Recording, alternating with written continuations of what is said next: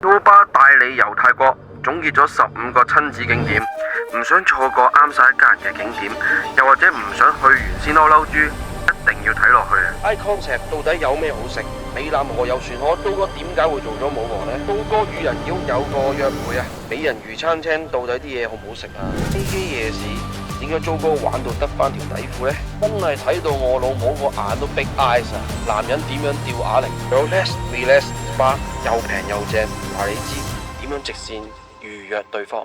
單啲我哋成家人都沉船啦！想知有幾驚險？繼續睇落去啦！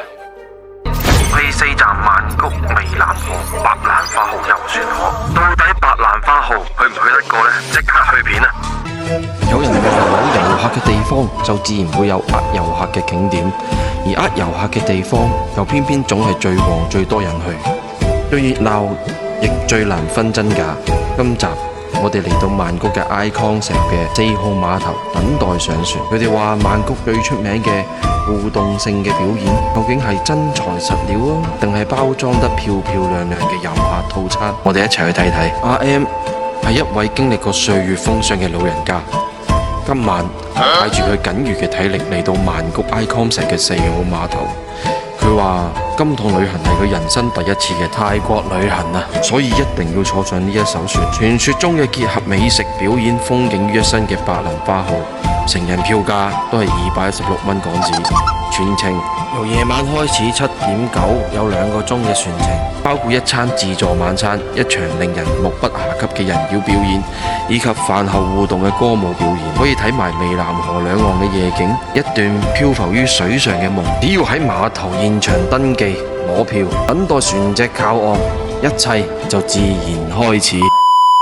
上到嚟啊，第一時間見啲人攞晒碟去攞嘢食啊，有幾似今屆香港賽馬打比啊！呢度呢嘅自助餐呢，只係包一杯嘢飲嘅，同任飲揸啤咯。如果要飲其他嘢飲，就要120蚊泰銖左右一杯。租哥就話啦，我唔飲住，填飽個肚先。咁佢食飽飽啦，就可以準備睇表演，幾咁醒目啊！話就慢慢嚟啦，梗係攞啲多人排隊又慢嘅嘢食先啦。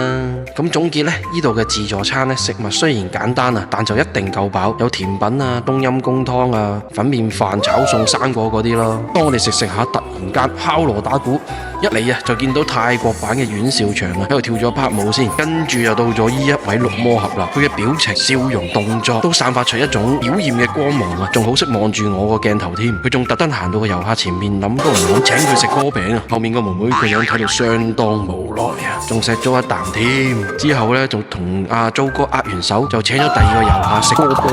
哇！呢個絕對高潮環節啊，全部人笑到咔咔聲。跟住呢，佢就同阿肥婆呢跳翻拍舞，咁跳完佢就走咗咯。你一收工翻到嚟，坐喺個電腦度做乜嘢啊？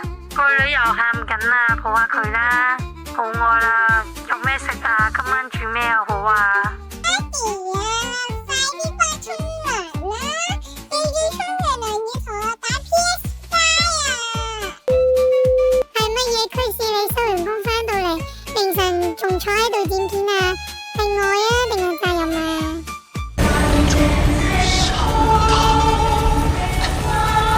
大家都知道，我想剪個片都有幾難啦。如果你睇得開心，又或者唔想 plan 行程嘅話呢，咁你記得睇落去呢個特輯啊！仲有上海、日本、台灣、澳洲同韓國。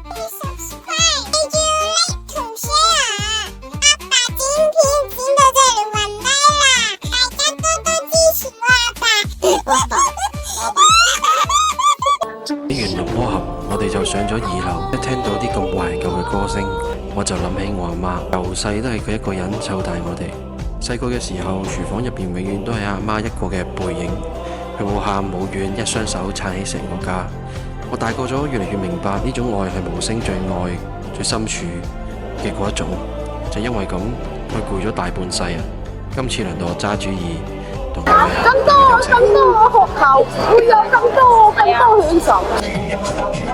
跟住就到咗成個行程最開心嘅一個時刻，8個唔同國家嘅人一齊食飯，一齊唱歌跳舞。對於飯後活動嚟講，根本就係絕放。另外，佢每首歌無論係節奏感或者音效，都係非常之好嘅配合。租歌由頭跳到尾添啊！對於一個4歲嘅小朋友，我覺得佢呢真係好勁。